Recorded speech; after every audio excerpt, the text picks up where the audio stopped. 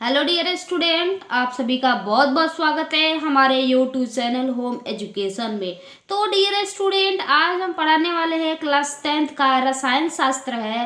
पहला अध्याय है रासायनिक अभिक्रियाएं एवं समीकरण।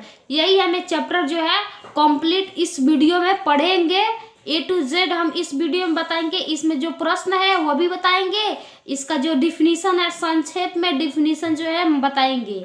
अभी तक आपने हमारे चैनल को सब्सक्राइब नहीं किया है तो हमारे चैनल को लाइक कमेंट शेयर सब्सक्राइब जरूर कर दीजिएगा। तो चलिए देखते हैं। सबसे पहले देखते हैं कौन कौन से जो मेन टॉपिक है वो हमें इस वीडियो में इस चैप्टर में हमें पढ़ना है। तो सबसे पहले वो देख लेते हैं। तो इस चैप्टर में हमें पढ़ना है मेन पॉइंट। देखिए, रासायनिक समीकरण पहला है। रासायनिक समीकरण, रासायनिक समीकरण में हमें क्या क्या पढ़ना है? तो रासायनिक समीकरण में हमें रासायनिक समीकरण लिखना कैसे लिखा जाता है ये पढ़ना है। संतुलित रासायनिक समीकरण का महत्व पढ़ना है। रासायनिक अभिक्रिया पढ़ेंगे, अभिकारक तथा उत्पाद ये पढ़ेंगे। रासायनिक संकेत पढ़ेंगे, रासायनिक सूत्र, रासायनिक समीकरण, रासायनिक समीकरण लिखने की जो विधि है वो इस वीडियो में बताएंगे। उसके बाद है संतुलित रासायनिक समीकरण, असंतुलित रासायनिक समीकरण, रासायनिक समीकरण के दोष, रासायनिक समीकरण के निवारण। उसके बाद है रासायनिक, दूसरा जो टॉपिक है रासायनिक अभिक्रिया के प्रकार। कौन कौन से प्रकार है रासायनिक अभिक्रिया के? जो प्रकार है संयोजन अभिक्रिया, वियोजन अभिक्रिया, विस्थापन अभिक्रिया, द्विविस्थापन अभिक्रिया, अपचयन अभिक्रिया या रेडॉक्स अभिक्रिया, संचारण। ये जो है हमें मेन पॉइंट है वो हमें पढ़ना है। तो चलिए देखते हैं सबसे पहले हमें क्या पढ़ना है। तो देखिए यहाँ पे आप लोग पढ़ सकते हैं। अपने दैनिक जीवन की निम्नलिखित परिस्थितियों पर ध्यान दीजिए और विचार कीजिए कि क्या होता है जब गर्मियों में कमरे के ताप पर दूध को खुला छोड़ दिया जाता है, लोहे का तवा, तसला, कील को आर्द्र वायुमंडल में खुला छोड़ दिया जाता है, अंगूर का किण्वन हो जाता है, भोजन पकाया जाता है, हमारा शरीर भोजन को पचा लेता है, हम सांस लेते हैं। इन सभी परिस्थितियों में प्रारंभिक वस्तु की प्रकृति तथा पहचान कुछ न कुछ बदल जाती है। पदार्थ के भौतिक तथा रासायनिक परिवर्तन के बारे में हम पिछले कक्षा में पढ़ चुके हैं, यानी हम 9वीं कक्षा में ये सब पढ़ चुके हैं। भौतिक परिवर्तन और रासायनिक परिवर्तन इसके बारे में हम पढ़ चुके हैं। उसके बाद अब देखते हैं, जब कोई रासायनिक परिवर्तन होता है तो हम कह सकते हैं कि एक रासायनिक अभिक्रिया हुई है। तो देखिए सबसे पहले हम क्या करते हैं, भौतिक परिवर्तन और रासायनिक परिवर्तन थोड़ा सा जान लेते हैं, पढ़ लेते हैं। देखिए भौतिक परिवर्तन का जो डिफिनीशन होता है वो होता है, भौतिक परिवर्तन ऐसा परिवर्तन है जिसमें पदार्थ के भौतिक गुण जैसे रंग, अवस्था, आकार, प्रकार आदि कुछ समय के लिए बदल जाता है, किंतु कोई नया पदार्थ नहीं बनता है और परिवर्तन के कारणों को हटा लेने पर पदार्थ अपने मूल अवस्था में वापस आ जाता है। उसे हम क्या कहते हैं, भौतिक परिवर्तन। जैसे मान लीजिए बर्फ का गलना, यह हो गया भौतिक परिवर्तन। बर्फ का गलना जो है भौतिक परिवर्तन हो गया।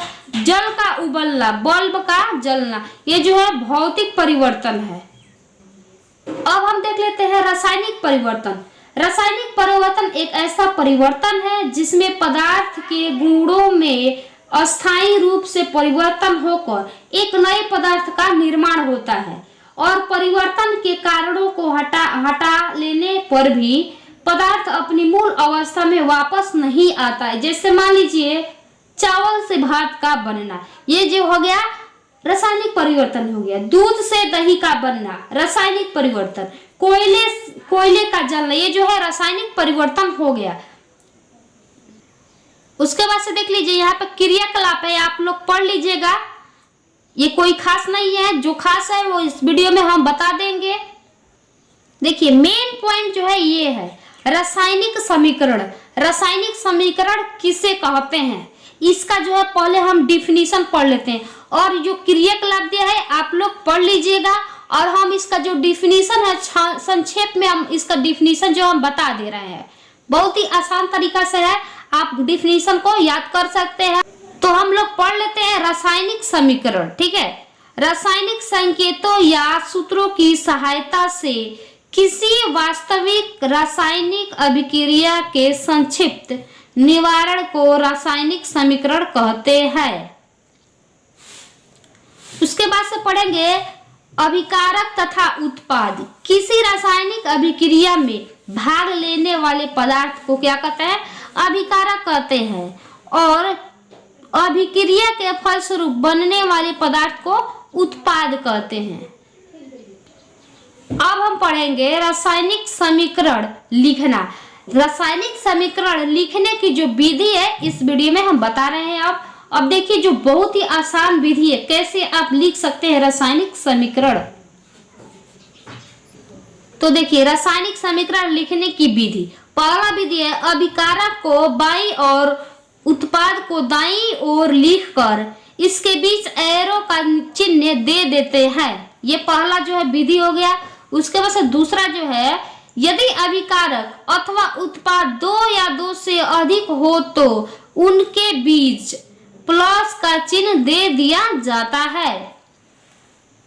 तीसरा जो है देख लीजिए, समीकरण के दोनों ओर परमाणुओं की संख्या बराबर कर ली जाती है। उदाहरण में देख सकते हैं मैग्नीशियम प्लस ऑक्सीजन तो बन जाएगा मैग्नीशियम ऑक्साइड। तो अब हम पढ़ेंगे संतुलित रासायनिक समीकरण का महत्व।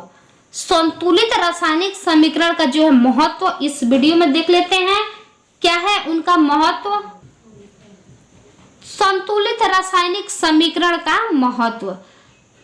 संतुलित रासायनिक समीकरण पहले देख लेते हैं संतुलित रासायनिक समीकरण, उसके बाद से देखेंगे असंतुलित रासायनिक समीकरण। जब रासायनिक समीकरण के दोनों ओर प्रत्येक तत्वों के परमाणुओं की संख्या बराबर हो तब उसे संतुलित रासायनिक समीकरण कहते हैं। अब देख लेते हैं असंतुलित रासायनिक समीकरण। जब रासायनिक समीकरण के दोनों ओर प्रत्येक तत्व के परमाणुओं की संख्या बराबर न हो तब उसे असंतुलित रासायनिक समीकरण कहते हैं। और उसके बाद जो है हमारे पास एक प्रश्न आ गया है, रासायनिक समीकरण को संतुलित करना क्यों अनिवार्य है।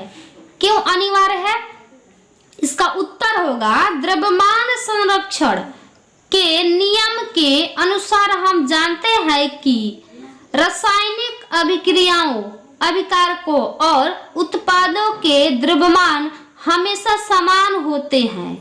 इसलिए अभिकारकों और उत्पादों के द्रव्यमान को समान रखने के लिए रासायनिक समीकरण को संतुलित करना अनिवार्य है। संतुलित करना अनिवार्य है। रासायनिक समीकरण का महत्व क्या है, इसका महत्व तो आप लोग देखिए इसका महत्व। रासायनिक समीकरण के महत्व, किसी रासायनिक समीकरण से निम्नलिखित सूचनाएं प्राप्त होती है। पहला है अभिक्रिया में कौन कौन से पदार्थ भाग ले रहे हैं और अभिक्रिया के फलस्वरूप कौन कौन पदार्थ बन रहे हैं। दूसरा है इसका महत्व, अभिकारक के क्रमशः कितने परमाणु या अणु अभिक्रिया करके उत्पाद के कितने परमाणु या अणु का निर्माण करते हैं। उसके बाद से तीसरा देख लेते हैं, भार के विचार से अभिकारक के कितने कितने भार आपस में अभिक्रिया करके उत्पाद के कितने कितने भार का निर्माण करते हैं। उसके बाद से आगे देखते हैं 4 नंबर, चौथा महत्व देखते हैं, आयतन के विचार से अभिकारक के कितने कितने आयतन आपस में अभिक्रिया करके उत्पाद के कितने कितने आयतन का निर्माण करते हैं। और लास्ट जो महत्व है 5वां, यदि उत्पाद कोई गैस हो तो STP पर उसके 1 मोल का आयतन 22.4 लीटर का सूचक होता है। रासायनिक अभिक्रिया के प्रकार ये जो हम अगले वीडियो में पढ़ेंगे, क्योंकि वीडियो जो है लंबा हो जाएगा और आपको पढ़ने में थोड़ा सा दिक्कत हो सकता है, तो इसीलिए हम स्टेप बाय स्टेप बताएंगे रासायनिक अभिक्रिया के प्रकार। बहुत ही आसान तरीका है, इसका डिफिनीशन, परिभाषा। तो आई होप ये वीडियो अच्छा लगा होगा, तो हमारे चैनल को लाइक, कमेंट, शेयर, सब्सक्राइब जरूर कीजिएगा।